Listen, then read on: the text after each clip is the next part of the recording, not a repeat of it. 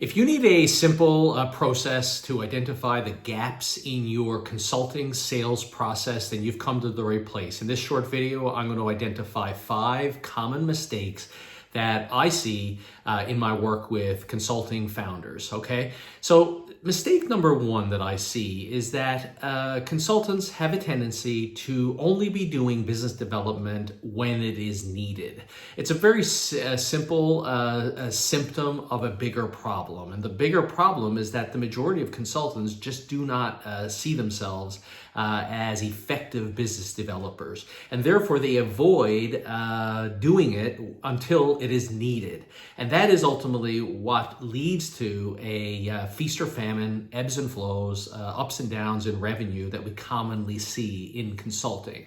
The solution to this problem is we need to be doing business development, a little bit of business development anyway, every day. And the only way that I have found to do that is we need to time block a small amount of time every day, do it in the morning, where we focus on identifying, nurturing, and moving opportunities from their initiation phase over to trying to close as many new deals as possible. So mistake number 1 is doing business development only when it is needed.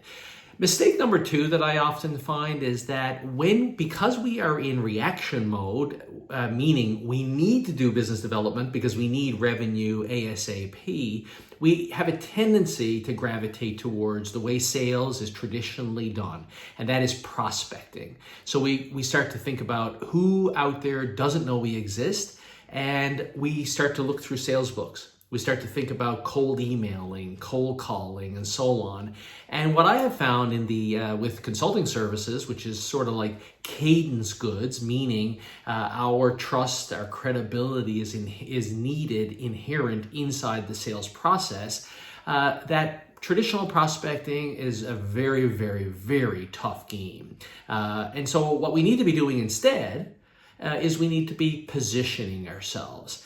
And what I have found in my work with consultants is that you need to leverage your body of knowledge and position that body of knowledge in such a way that the ideal client finds you. Who calls who first makes a big difference in selling consulting services. If the prospect calls you, you have a 200% greater opportunity to close the business than if you do a cold call, because you've got to overcome trust and credibility in that. I have found when we position ourselves, prospects reach out to us, it's like we're on second base. First base is automatically overcome and bypassed trust and credibility. So we need to be thinking about ways to position ourselves. And that's a little bit outside the scope of this particular video.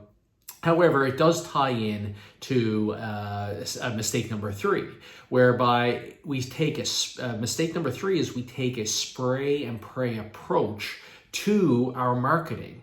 Or worse, do no marketing at all. The solution really to achieving a breakthrough in our consulting business is we need to take our body of knowledge and we need to market that body of knowledge. And what I have found is we market it by focusing on the pain that we solve. What's the pain the ideal client has, and the language of that pain from their point of view. And that becomes basically the hook in our marketing.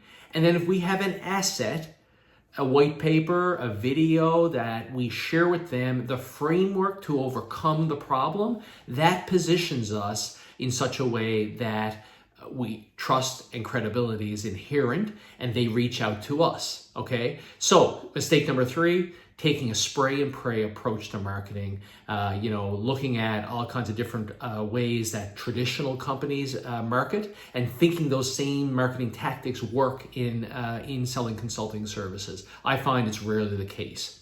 Which leads us to mistake number 4, which is when we get invited in to have a conversation with our prospects, I find consultants have a tendency to go into those conversations without a plan.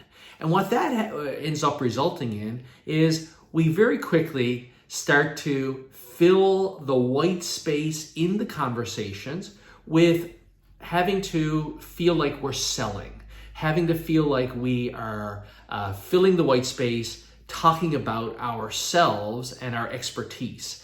And that completely flips the dynamic of the conversation. All right, it becomes not a conversation and more of a presentation. We need to stay in the energy of conversating. So in order to do that, we want to be proactive.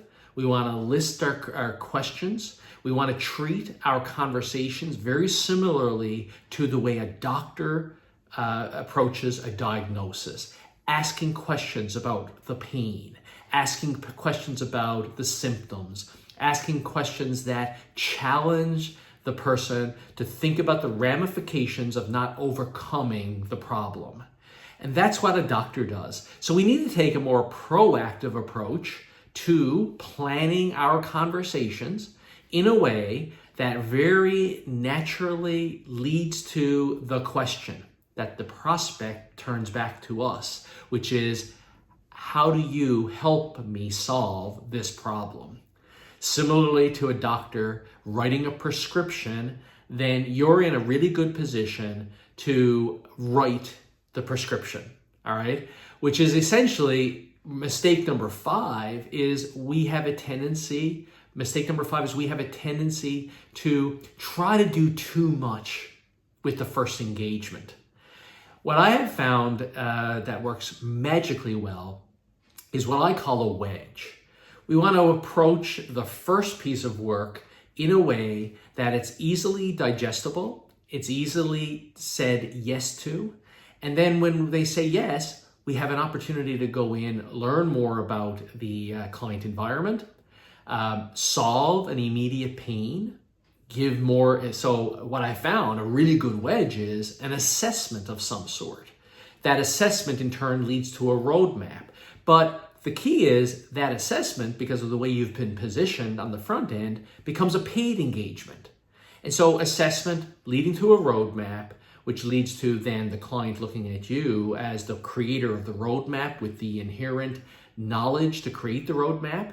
And then you have a better opportunity to be the person who implements the roadmap or guides the organization towards the achievement of the grander outcome. So you land and expand. So you overcome mistake number 5, which is trying to do too much, where that becomes a really long decision process and likely leads to decision paralysis. By wedging yourself in with a lower engagement assessment that leads to a roadmap. So I encourage you to look at these 5 mistakes. Doing business development only when it's needed, prospecting as opposed to positioning, spray and pray approach to marketing, or worse, doing no marketing at all, approaching conversations with prospective clients without a plan, and trying to achieve too much with your initial proposal. Take these 5 mistakes, think objectively about how you've been approaching business development, and just answer the question, am I falling victim to these mistakes? And if you are, you know where you need to focus, all right? If this sounds interesting to you, go ahead and subscribe to the channel. I'm going to be presenting more ideas here on this channel to overcome these mistakes, to create consistency in your deal flow, to ultimately create a quantum leap in your business, which is taking your revenue today and growing it exponentially. All right.